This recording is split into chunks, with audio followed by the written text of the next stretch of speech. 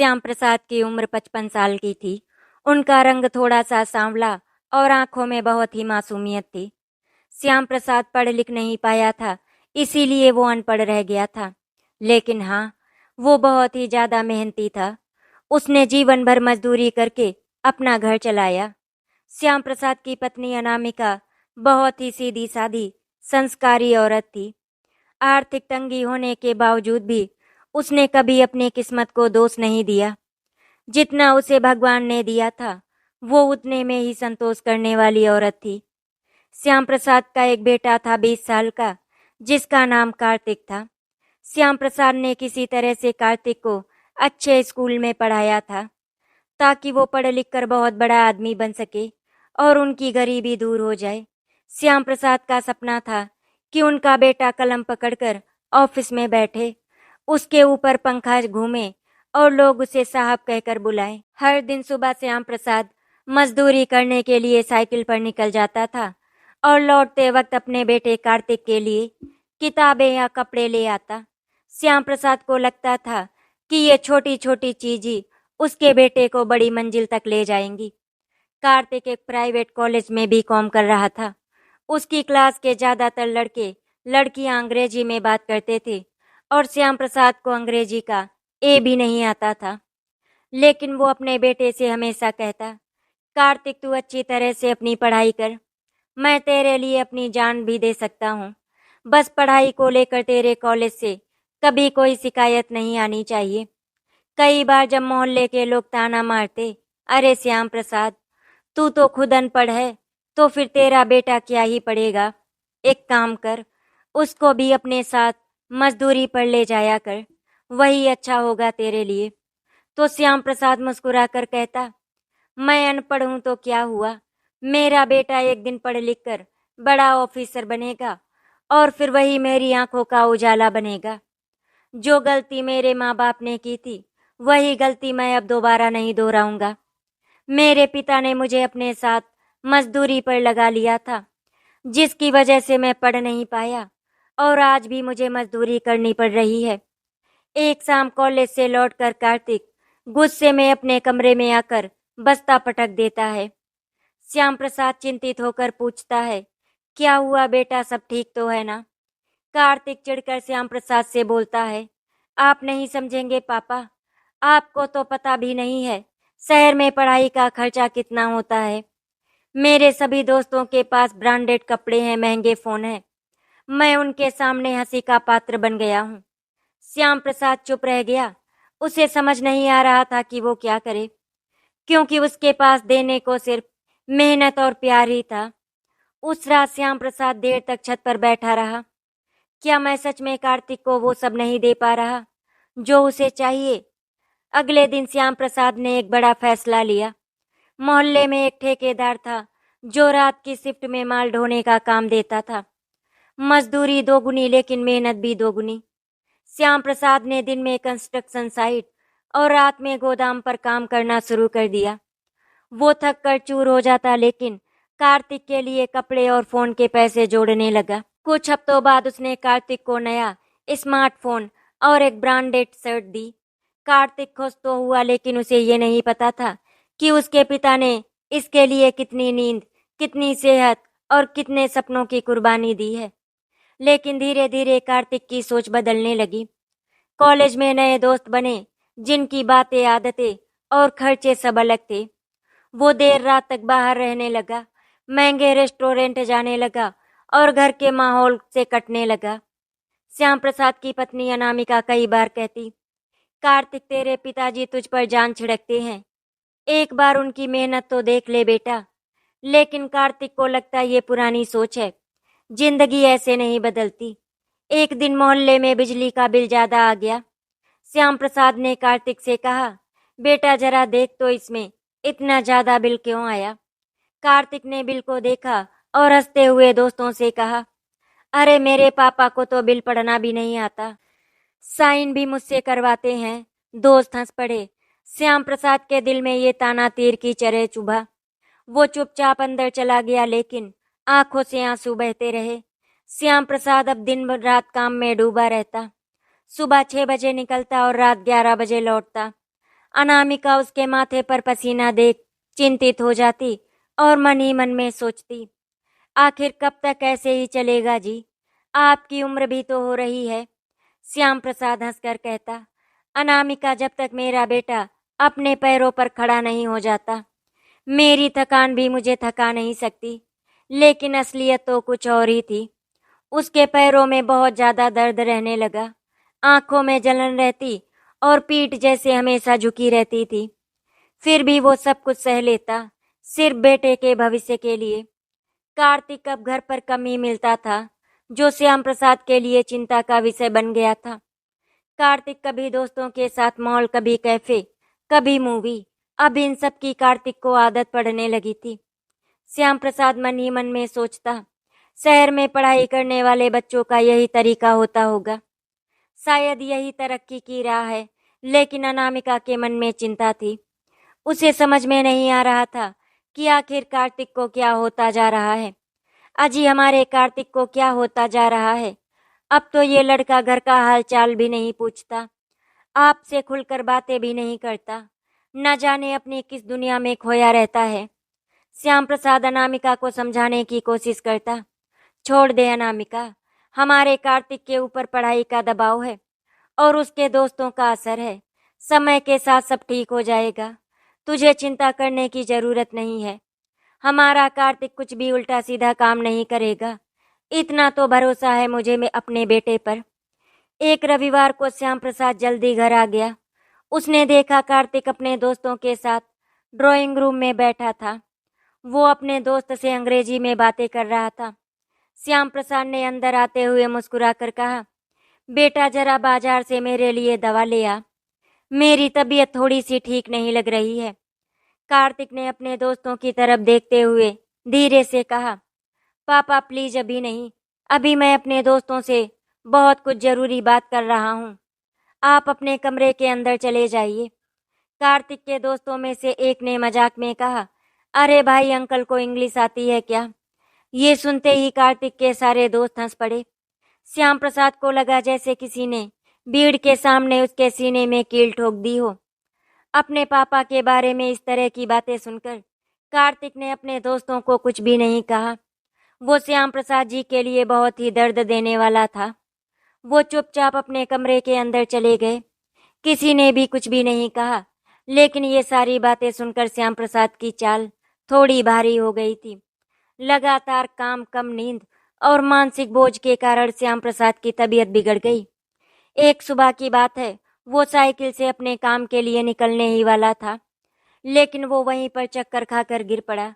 श्याम प्रसाद को इस तरह से देखकर अनामिका जी बहुत ही ज्यादा घबरा गई थी। हे भगवान, ये क्या हो गया इनको? अनामिका ने श्याम प्रसाद को होश में लाने की कोशिश की, लेकिन वो उन्हें होश में नहीं ला सकी। अनामिका बहुत देर तक रोती रही। जब उसे कुछ भी समझ में नहीं आया, तो फिर उसने अपने पड़ोसियों को आवाज दी। अनामिका की आवाज सुनकर पड़ोस के लोग तुरंत आ गए और श्याम प्रसाद को लेकर अस्पताल गए।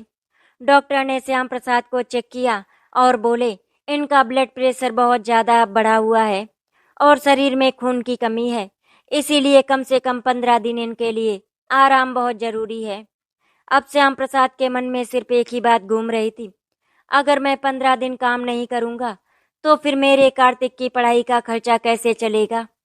कुछ समय के बाद कार्तिक को जब ये खबर मिली तो उसने बस इतना कहा, ओह ठीक है, मैं देख लूंगा।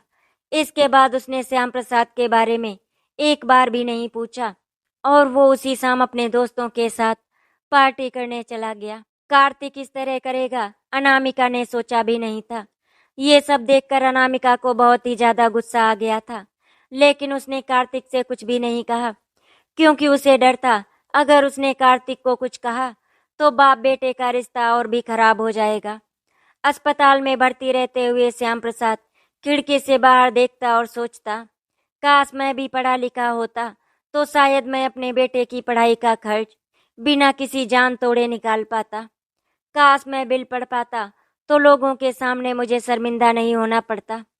काश मुझे अच्छे से रहना आता होता तो मेरे बेटे को अपने दोस्तों के सामने शर्मिंदा नहीं होना पड़ता। लेकिन अब तो बहुत देर हो चुकी थी, अब तो बस मेरा बेटा ही मेरा सपना है। एक हफ्ते बाद जब श्याम प्रसाद घर लौटा तो खर्चों का ढेर था। बिजली का बिल, कॉलेज की फीस, किराना सब बकाया था। श्याम प्रसाद ने फिर से रात दिन काम करना शुरू कर दिया, लेकिन अब उसकी सेहत पहले जैसी नहीं थी। वो बहुत ही ज्यादा कमजोर हो चुका था। कभी कभी तो उसकी सांस फूलने लगती और कभी कभी उसकी आंखों के आगे अंधेरा छा जाता। लेकिन घर की जिम्मेदारियों की वजह से उसने काम करना बंद नहीं किया था। एक रात अनामिका ने धीमे स्वर में कहा, आज ही हमें कार्तिक से साफ साफ बात करनी होगी। वो अब बच्चा नहीं रहा, बड़ा हो गया है, इसीलिए अब उसे घर की जिम्मेदारी समझनी चाहिए। श्याम प्रसाद ने सिर हिलाया। नहीं अनामिका, मैं नहीं चाहता कि उसे किसी तरह का बोझ लगे। अभी उसका काम सिर्फ पढ़ाई करना है। घर की जिम्मेदारियों का बोझ मैं उसके ऊपर नहीं डाल सकता। लेकिन शायद श्याम प्रसाद ये भूल गया था कि सिर्फ किताबों से इंसान अच्छा नहीं बनता, उसे रिश्तों और जिम्मेदारियों का भी पाठ पढ़ाना पड़ता है। एक दिन जब श्याम प्रसाद काम से लौट रहा था, मोहल्ले के गेट पर उसे डाकिया मिला। डाकिया ने एक लिफाफा थमाते हुए कहा, श्याम प्रसाद, ये तुम्हारे बेटे कार्तिक के कॉलेज से आया है। घर पहुंचकर उसने लिफाफा अनामिका को दिया। अनामिका, देखो तो जरा इसमें क्या लिखा है। मैं तो पढ़ नहीं पाता। अनामिका ने पढ़ते पढ़ते माथा पकड़ लिया। अजी, इसमें तो लिखा है कि अगर हमने अगले हफ्ते फीस नहीं जमा की तो कार्तिक का नाम काट दिया जाएगा। श्याम प्रसाद ने तुरंत अपनी जेब टटोली। कुल मिलाकर सिर्फ 2,000 रुपए थे उसकी जेब में, जबकि फीस 15,000 रुपए थी। उसने मन ही मन में ठान लिया कि कल से मैं डबल शिफ्ट करूंगा और ज्यादा मेहनत करूंगा, लेकिन बेटे की पढ़ाई नहीं रुकेगी। शाम को जब कार्तिक आया तो श्याम प्रसाद ने हंसते हुए कहा, बेटा, फीस का नोटिस आया है, तूने मुझे पहले क्यों नहीं बताया? चल कोई बात नहीं, तू चिंता मत कर। मैं कल से और ज्यादा काम करूंगा और पैसे जुटा लूंगा और फिर तुझे तेरी फीस के लिए रुपए दे दूंगा। कार्तिक ने लापरवाही से कहा, पापा बस इतना ही। आपको मुझसे पहले ही बताना चाहिए था कि आपके पास रुपए नहीं है, मैं दोस्तों से ले लेता। श्याम प्रसाद को यह सुनकर बहुत ही अजीब लगा। उसे लगा जैसे बेटा कह रहा हो, पापा आपकी मेहनत की अब मुझे कोई जरूरत ही नहीं। अपने बेटे की बात सुनकर श्याम प्रसाद की आंखों में आंसू आ गए थे, लेकिन उन्होंने कार्तिक से कुछ भी नहीं कहा। श्याम प्रसाद ने अगले दिन से एक और काम पकड़ लिया। सुबह 6 बजे से दोपहर 2 बजे तक कंस्ट्रक्शन साइट पर, 3 बजे से रात 10 बजे तक गोदाम और रात 11 बजे से सुबह 3 बजे तक माल ढोने का काम। शहर की ठंडी रातों में हाथ में बोरी उठाए, पसीने और धूल में लिपटा हुआ उसकी पीठ अब सीधी नहीं रहती थी, लेकिन उसके चेहरे पर एक अजीब सा सुकून था। वो मन ही मन में सोचता कि आखिर वो ये सब अपने बेटे के लिए ही तो कर रहा है। एक रात माल ढोते वक्त उसकी सांसें तेज हो गईं। छाती में हल्का दर्द उठा, लेकिन उसने अनदेखा कर दिया। 2 दिन थोड़ी और मेहनत कर लेता हूँ, फिर पैसे पूरे हो जाएंगे, तब मैं कुछ दिन आराम कर लूंगा। उसे नहीं पता था कि ये दर्द सिर्फ थकान नहीं, बल्कि उसके शरीर की चेतावनी थी, जिसको उसने पूरी तरह से अनदेखा कर दिया था। 4 दिन बाद वो 15,000 रुपए लेकर घर आया और अनामिका के हाथ में रख दिए। कल सुबह कार्तिक को दे देना, वो कॉलेज जाकर फीस भर देगा। अगले दिन कार्तिक ने पैसे बैग में रखे और दोस्तों के साथ निकल गया, लेकिन कॉलेज जाने की बजाय वो मॉल चला गया। वहां उसने नए जूते और एक महंगी घड़ी खरीद ली, ये सोचकर कि पापा को क्या ही पता चलेगा, वो तो बिल भी नहीं पढ़ सकते, फीस तो अगले महीने भी भर देंगे।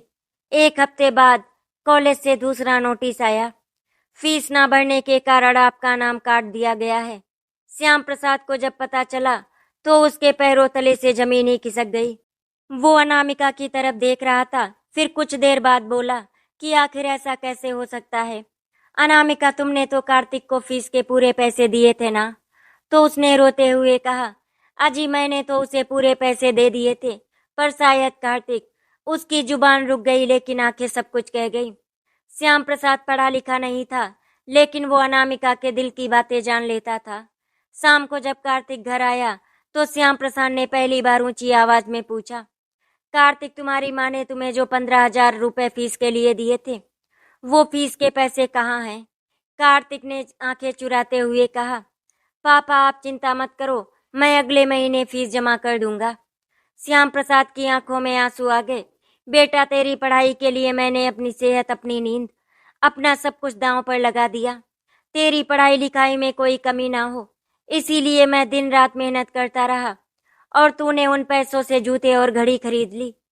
मैं इतने दिन हॉस्पिटल में भर्ती रहा, लेकिन तूने मुझसे मिलने की जरूरत भी नहीं समझी। कार्तिक बेटा, मुझे साफ साफ बता, आखिर तू क्या करना चाहता है? आगे चलकर मेरी तरह मजदूरी करना चाहता है क्या? कार्तिक चुप रहा, क्योंकि उसे समझ में नहीं आ रहा था कि वो अपने पिता के सवालों का क्या जवाब दे। कमरे में सन्नाटा छा गया। कार्तिक चुपचाप वहां से चला गया। उस रात श्याम प्रसाद छत पर बैठा था। ठंडी हवा चल रही थी, लेकिन उसके सीने में अजीब सा बोझ था। उसने सोचा, मैं अनपढ़ हूँ, लेकिन मेहनत की कीमत जानता हूँ, और मेरा पढ़ा लिखा बेटा ये भी नहीं समझता कि उसका अनपढ़ पिता उसके लिए क्या करना चाहता है। उसकी आंखों से पानी बह रहा था और आसमान में चांद जैसे धुंधला पड़ गया था। उस रात के बाद से श्याम प्रसाद और कार्तिक के बीच एक अदृश्य दीवार खड़ी हो गई। श्याम प्रसाद अब कम बोलता था, बस काम से आता और चुपचाप अपने कोने में बैठ जाता। कार्तिक भी पिता की आंखों में छुपी नाराजगी और दर्द को देख और समझ रहा था, लेकिन अपने पिता से माफी मांगने की हिम्मत नहीं जुटा पा रहा था। अनामिका का मन दोनों के बीच फंसा हुआ था। जीवन भर की मेहनत से पाला बेटा, और वो पति जिसने हर सुख दुख सहकर भी हमें कभी शिकायत का मौका नहीं दिया। मैं किसका पक्ष लूं? मोहल्ले के कुछ लोग अब ताने देने लगे। मैंने तो श्याम प्रसाद से पहले ही कहा था कि बेटे की पढ़ाई लिखाई छोड़ और उसे अपने साथ मजदूरी करने के लिए लेकर जा, लेकिन इसे तो अपने बेटे को पढ़ा लिखा कर बहुत बड़ा आदमी बनाना था। लो देखो, बन गया बड़ा आदमी। श्याम प्रसाद जब भी वहां से गुजरता तो सब कहते, क्या हुआ श्याम प्रसाद, पढ़ाई लिखाई में पैसा बेकार गया? अभी भी तेरे पास समय है। अपने बेटे की पढ़ाई लिखाई छुड़वाकर उसे अपने साथ काम पर लगा। तेरा बेटा तेरे हाथ से निकल गया है। श्याम प्रसाद बस मुस्कुरा देता, लेकिन अंदर से टूटता जा रहा था। कभी कभी वो सोचता, लोग सही तो कह रहे हैं, मुझे लगता है कहीं मेरी परवरिश ही गलत तो नहीं रही। एक शाम जब श्याम प्रसाद गोदाम से घर लौट रहा था, एक ट्रक ने साइकिल को टक्कर मार दी। श्याम प्रसाद सड़क पर गिर गया। सौभाग्य से जान तो बच गई, लेकिन पैर बुरी तरह जख्मी हो गया। डॉक्टर ने साफ कहा, कम से कम 3 महीने आप भारी काम नहीं कर सकते। ये सुनते ही उसके चेहरे का रंग उड़ गया। 3 महीने आराम तो फिर घर का खर्च और कार्तिक की पढ़ाई, सब कुछ कैसे मैनेज होगा? हमारे पास तो कोई सेविंग भी नहीं है। श्याम प्रसाद के मस्तिष्क में भूचाल मचा हुआ था। अब घर चलाने के लिए सिर्फ अनामिका की बचत और थोड़ी बहुत सिलाई का काम ही सहारा था। कभी कभी श्याम प्रसाद की आंखों में आंसू आ जाते थे। वो अपने बेटे की तरफ उम्मीद से देखता और मन ही मन में सोचता, शायद अब ये घर की जिम्मेदारी उठाए। एक रात उसने धीमे से कहा, बेटा अब तू ही कुछ कर, घर का खर्च संभाल। कार्तिक ने थोड़ी देर चुप रहकर बोला, पापा मैं एक पार्ट टाइम जॉब कर देख लूंगा, आप चिंता मत करो। अगले दिन कार्तिक एक रेस्टोरेंट में वेटर की नौकरी करने लगा। दिन भर प्लेटें उठाना, ग्राहकों की डांट सुनना और पैरों में दर्द। शाम तक उसका शरीर थक कर जवाब दे गया। उसने सोचा, पापा तो ये सब सालों से करते हैं और मैं एक दिन में ही टूट गया। एक हफ्ते में उसे सिर्फ 2,000 रुपए मिले। तब उसने पैसे पापा के हाथ में रखे तो श्याम प्रसाद ने उन्हें प्यार से लौटाते हुए कहा, बेटा इन्हें अपने पास रख, तुझे मेहनत का असली स्वाद चखने के लिए ही कहा था, बोझ डालने के लिए नहीं। मैं चाहता था तू अपने पिता की मेहनत को समझे। ये सुनकर कार्तिक की आंखें भर आई। उसे पहली बार लगा कि पापा की चुप्पी में कितनी गहराई और त्याग छुपा हुआ था। काश मैंने पापा के दर्द को बहुत पहले समझ लिया होता और सही से पढ़ाई कर रहा होता, तो आज ये दिन नहीं देखना पड़ता। एक दिन शाम को अलमारी साफ कर रहा था कार्तिक, तो उसे पापा की पुरानी डायरी मिली। उसमें तारीखों के हिसाब से उनकी रोज की कमाई और खर्च का हिसाब लिखा हुआ था। पन्नों पर छोटे छोटे अंक थे जो किसी को भी पढ़ने में मुश्किल होते, लेकिन हर पन्ना एक बलिदान की कहानी कह रहा था। कार्तिक ने पन्ना पलटा और देखा 15,000 रुपए कार्तिक की फीस के लिए। उसी तारीख के नीचे उसने अपनी खरीदारी का बिल याद किया। जूते और घड़ी, उसका बिल जैसे मुट्ठी में आ गया। आंखों से आंसू टपकने लगे। रात को वो अपने पापा के पास बैठा। पापा, मैं बहुत बुरा बेटा हूँ। आपने जो पैसे दिए थे मैंने सब बर्बाद कर दिए। आपकी खून पसीने की कमाई मैंने यूं ही बर्बाद कर दी। मुझे माफ कर दीजिए पापा। श्याम प्रसाद जी ने उसके कंधे पर हाथ रखा। बेटा, गलती तो हर इंसान करता है, लेकिन जो उसे समझ ले वही सच्चा इंसान है। तुझे अपनी गलती का एहसास हो गया, यही मेरे लिए बहुत है। उस रात दोनों ने एक दूसरे को गले लगाया और कार्तिक ने मन ही मन में ठान लिया था, अब तो वो पापा को कभी दुख नहीं देगा और उनकी अधूरी पढ़ाई का सपना पूरा करेगा। अगली सुबह कार्तिक जल्दी उठ गया। उसके दिमाग में रात भर एक ही बात घूम रही थी। पापा का सपना सिर्फ मेरी पढ़ाई नहीं, वो खुद भी पढ़ना चाहते थे, लेकिन हालात ने उन्हें मौका नहीं दिया। उसने ठान लिया कि वो अपने पापा को भी पढ़ना लिखना सिखाएगा। शुरुआत में पापा ने हंसकर उसकी बात को टाल दिया। अरे बेटा, अब मेरी उम्र निकल गई, मैं क्या ही पढ़ूंगा। लेकिन कार्तिक ने दृढ़ता से कहा, नहीं पापा, अब आपकी बारी है। आपने मुझे उठाया, अब मैं आपको उठाऊंगा। उस शाम कार्तिक ने पापा के लिए एक स्लेट चौक और एक हिंदी की किताब लाकर रख दी। ये क्या है? पापा ने पूछा। आपका स्कूल पापा। कार्तिक मुस्कुराया। पहला दिन आसान नहीं था। पापा बार बार कह देते, मेरे हाथ कांपते हैं बेटा, मैं नहीं लिख पाऊंगा। लेकिन कार्तिक धैर्य से हर अक्षर दोहराता रहा। का खा खा। धीरे धीरे पापा के चेहरे पर एक बच्चे जैसी चमक लौटने लगी। शुरुआत में पड़ोसी हंसते, अरे अब श्याम प्रसाद भी पढ़ाई करेगा, ये उम्र है क्या पढ़ने लिखने की। लेकिन कार्तिक जवाब देता, पढ़ाई की कोई उम्र नहीं होती और मेरे पापा हर उम्र में जीत सकते हैं। धीरे धीरे वही लोग तारीफ करने लगे, वाह बेटा, बाप को पढ़ा रहा है, ऐसी मिसाल कम ही देखने को मिलती है। श्याम प्रसाद सुबह काम पर जाने से पहले 1 घंटा पढ़ता और रात को वापस आकर फिर किताब खोलकर बैठ जाता। कार्तिक को हैरानी होती, ये वही इंसान है जो दिन में 10-10 घंटे मजदूरी करते थे और अब थकान के बावजूद पढ़ रहे हैं। अनामिका बाप बेटे को इस तरह से देखकर बहुत खुश होती थी। एक दिन पापा ने कहा, बेटा, जब मैं अपना नाम खुद लिख लूंगा तो समझूंगा कि जिंदगी ने मुझे पूरा कर दिया। 3 महीने बाद एक शाम कार्तिक ने पापा को बिजली का बिल दिया। पापा, इसे पढ़कर सुनाओ। श्याम प्रसाद ने कांपते हाथों से बिल लिया और धीरे धीरे पढ़ा। बिजली विभाग कुल भुगतान। कार्तिक की आंखों में आंसू आ गए। पापा, आपने कर दिखाया। श्याम प्रसाद ने बिल पर अपने हाथ से साइन किया और अगली बार खुद को बड़ा महसूस किया। कुछ ही महीनों में पापा अखबार की हेडलाइन पढ़ने लगे, मोबाइल पर अपना नाम टाइप करने लगे और दुकानों पर खुद रसीद पढ़कर साइन करने लगे। अब उन्हें किसी के सामने झिझक नहीं होती थी। एक दिन मोहल्ले के स्कूल में अडल्ट एजुकेशन अवार्ड का कार्यक्रम हुआ। कार्तिक ने पापा का नाम वहां दर्ज करवा दिया। कार्यक्रम के मंच पर माइक पकड़े पापा ने कहा, मैं अनपढ़ था लेकिन मेरे बेटे ने मुझे पढ़ना सिखाया। मैंने जिंदगी में सीखा कि किताबें सिर्फ बच्चों के लिए नहीं, सपने तो हर उम्र के होते हैं। पूरा हॉल तालियों से गूंज उठा। कार्तिक की आंखों में गर्व और प्यार था। ये है मेरे पापा, मेरी असली शान। अब घर में हंसी मजाक वापस लौट आया था। बाप बेटे के बीच की दूरी खत्म हो गई थी। अनामिका भी सुकून से कहती, अब मेरा घर पूरा हो गया। मेरे पति ने अक्षर पढ़े और बेटे ने संस्कार। कार्तिक ने कॉलेज की पढ़ाई पूरी की, लेकिन साथ में उसने पापा की जिंदगी भी पूरी कर दी। अब श्याम प्रसाद के दिल में सिर्फ एक ही ख्वाहिश थी, जैसे मेरे बेटे ने मुझे पढ़ाया वैसे ही मैं भी औरों को पढ़ने में मदद करूं। एक दिन चाय पीते हुए उन्होंने कार्तिक से कहा, बेटा, हमारे मोहल्ले में बहुत से लोग ऐसे हैं जो हमारी तरह अनपढ़ हैं, क्यों ना हम उनके लिए भी क्लास शुरू करें। कार्तिक की आंखें चमक उठी। वाह पापा, ये तो कमाल का आइडिया है।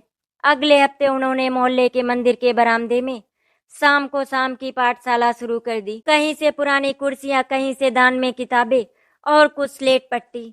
पहले दिन सिर्फ 4 लोग आए, एक 50 साल का रिक्शा चालक हरिराम, एक चाय वाला गणेश और 2 घरेलू काम करने वाली महिलाएं।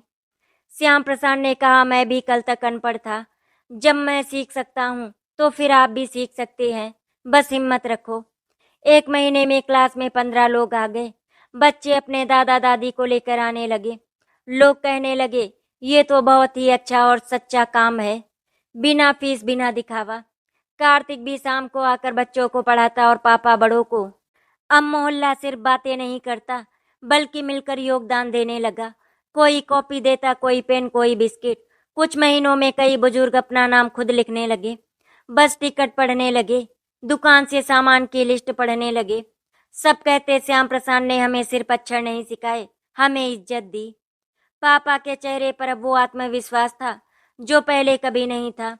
वो कहते, कार्तिक, जब मैं बच्चों को पढ़ता हुआ देखता हूँ तो लगता है जैसे मेरी जवानी लौट आई हो। एक दिन स्थानीय अखबार में फोटो छपी, अनपढ़ पिता बने मोहल्ले के शिक्षक। उस खबर में लिखा था कि कैसे एक मजदूर ने खुद पढ़कर दर्जनों लोगों की जिंदगी बदल दी। श्याम प्रसाद ने जब अपना नाम अखबार में देखा तो उनकी आंखें भर आईं। बेटा, ये सब तेरी वजह से हुआ।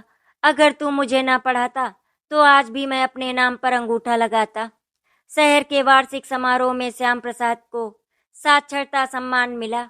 मंच पर खड़े होकर उन्होंने कहा, पढ़ाई की कीमत मैं जानता हूँ क्योंकि मैंने उसे देर से पाया है।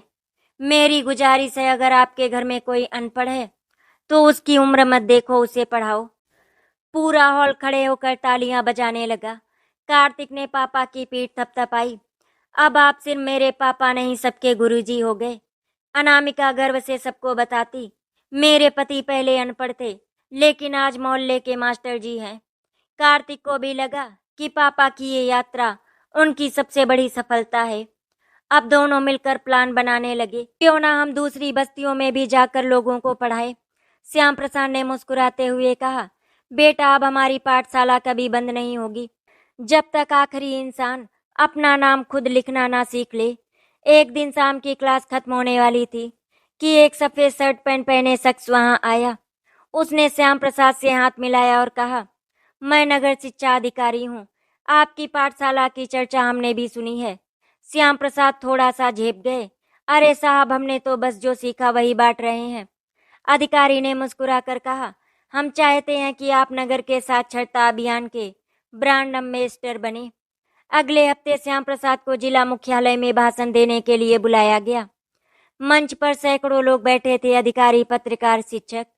श्याम प्रसाद ने कांपते हाथों से माइक पकड़ा और बोला, सालों तक मैं अनपढ़ था, अपने बेटे का होमवर्क नहीं देख पाता था, बिजली का बिल नहीं पढ़ सकता था, लेकिन मेरे बेटे ने मुझे पढ़ाया और अब मैं दूसरों को पढ़ा रहा हूँ। मैंने सीखा कि पढ़ाई सिर्फ नौकरी के लिए नहीं, इज्जत के लिए भी होती है। ताली इतनी देर तक बजी कि श्याम प्रसाद की आंखें भीग गईं। कुछ दिन बाद कार्तिक ने पापा को एक छोटा सा पैकेट दिया। अंदर एक फ्रेम में लिखा था, श्री श्याम प्रसाद, मोहल्ला पाठशाला के संस्थापक और सैकड़ों लोगों के प्रेरणा स्रोत। साथ में सब छात्रों के हस्ताक्षर थे। पापा ने फ्रेम को सीने से लगाया और धीरे से कहा, बेटा, ये मेरे जीवन का सबसे बड़ा इनाम है। एक रात मोहल्ले के बच्चे का एक्सीडेंट हो गया। घर वाले बहुत ही ज्यादा घबरा गए थे। उन्हें अस्पताल का फॉर्म भरना था, लेकिन कोई पढ़ा लिखा नहीं था। श्याम प्रसाद वहां पहुंचे, फॉर्म पढ़ा और भर दिया। सबने राहत की सांस ली। उस बच्चे की मां रोते हुए बोली, मास्टर जी, अगर आप ना होते तो हम क्या करते। आप सिर्फ पढ़ा नहीं रहे, आप हमारी जिंदगी बदल रहे हैं। उस रात छत पर बैठे श्याम प्रसाद ने कहा, कार्तिक, मैं चाहता हूँ कि तू ये पाठशाला कभी बंद ना करे, चाहे मैं रहूं या ना रहूं। कार्तिक ने पापा का हाथ पकड़कर कहा, पापा, ये आपकी आत्मा है और मैं इसे हमेशा जिंदा रखूंगा। कुछ साल बाद श्याम प्रसाद की तबीयत कमजोर होने लगी, लेकिन शाम की क्लास वे कभी मिस नहीं करते थे। एक दिन उन्होंने अपनी पुरानी डायरी कार्तिक को दी। बेटा, ये मेरे अधूरे पन्ने हैं, अब तू इन्हें पूरा करेगा। कार्तिक ने डायरी पलटी। अब उसमें बच्चों और बड़ों के नाम थे जिनको पापा ने पढ़ना सिखाया था। पन्ने के आखिरी कोने में लिखा था, जब मैं अपने नाम के आगे पढ़ा लिखा कह पाया, तब मैंने जीना सीखा।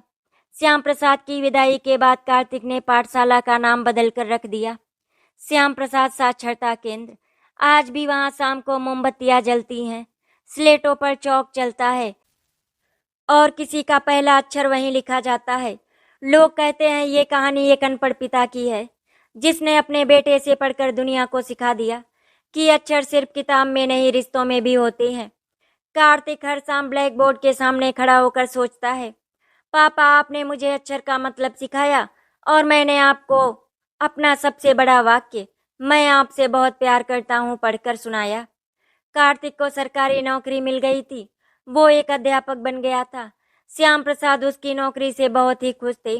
मन ही मन में सोच रहे थे, चलो अच्छा हुआ, मेरे बेटे को पढ़ाई लिखाई का सही मतलब समझ आया और अब वो दूसरे बच्चों को अनपढ़ नहीं रहने देगा। धीरे धीरे करके समय गुजरता जा रहा था। श्याम प्रसाद जी ने अपने बेटे कार्तिक की शादी बहुत ही धूमधाम से की। श्याम प्रसाद जी की बहू कनिका अब श्याम प्रसाद जी के साक्षरता केंद्र से जुड़ गई थी। श्याम प्रसाद साक्षरता केंद्र की पूरी जिम्मेदारी उसने अपने कंधों पर उठा ली थी। कनिका जैसे संस्कारी और शिक्षित बहू पाकर अनामिका जी अपने आप को बहुत ही गर्वित महसूस करती थी और श्याम प्रसाद को तो जैसे सारी दुनिया की खुशियां मिल गई थी। अब कोई उसे अनपढ़ नहीं कहता था। आशा करती हूँ आपको हमारी कहानी अच्छी लगी होगी। अगर आपको हमारी कहानी अच्छी लगी तो वीडियो को लाइक एंड शेयर करें, चैनल को सब्सक्राइब करें। वीडियो देखने के लिए आपका धन्यवाद।